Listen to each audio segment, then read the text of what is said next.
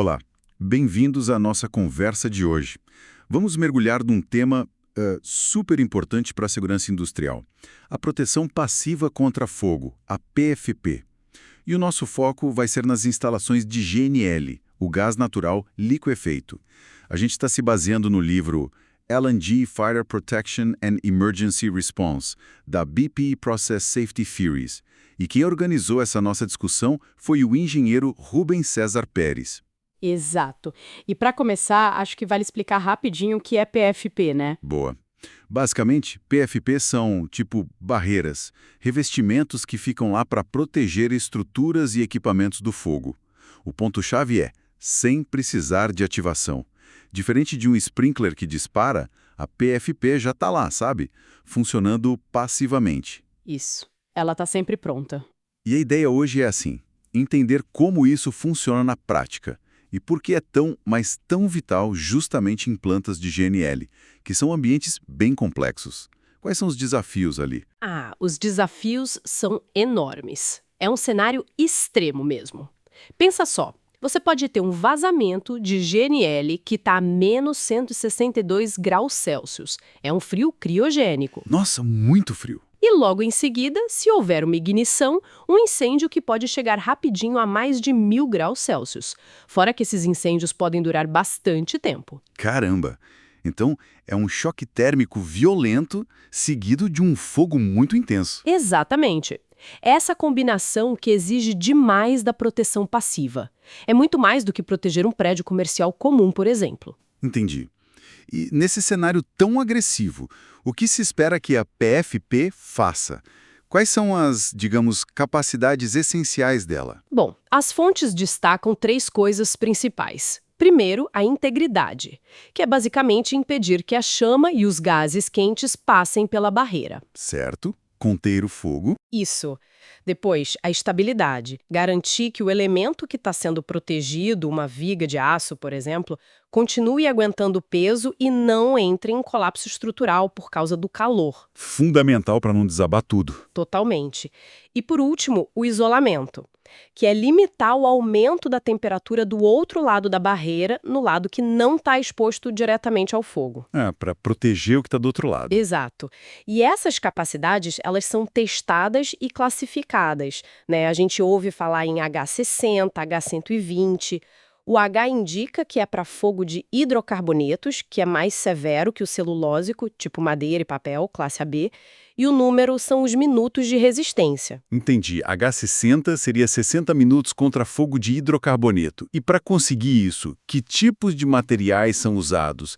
As fontes falam de alguns, né? Tipo os intumescentes. Sim, os intumescentes são bem comuns. Geralmente são à base de epóxi.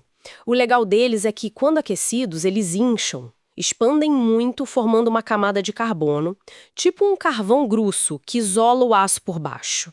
Que interessante. Ele cria a própria proteção na hora? Isso! E tem vantagens. Adere bem ao aço, resiste bem ao clima se tiver um bom acabamento e ainda ajuda a proteger contra a corrosão. Parece ótimo, mas tem algum porém? Alguma desvantagem? Tem sim alguns pontos de atenção. Essa camada de carbono que forma, apesar de isolar, ela mesma pode ser combustível. Então se o fogo apagar e tiver uma fonte de reignição... Ela pode voltar a queimar, exato. Além disso, a fumaça que eles geram durante a intumescência pode ser tóxica. E outra coisa, jatos de água fortes, como os usados pelos bombeiros, podem desgastar ou até remover essa camada protetora. Então tem que pesar os prós e contras. E os cimentícios?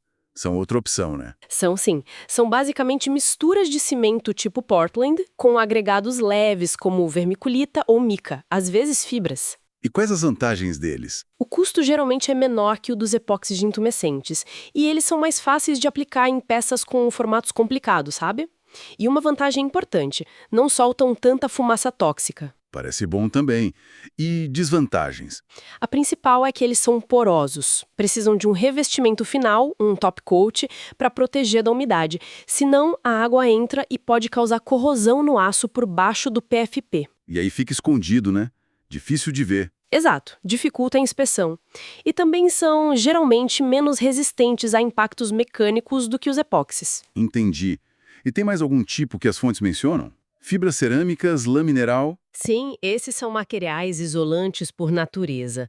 São como mantas ou placas flexíveis boas para envolver tubulações, vasos, coisas com formas mais complexas. E os pontos fracos? O problema pode estar nos ligantes, a cola que une as fibras.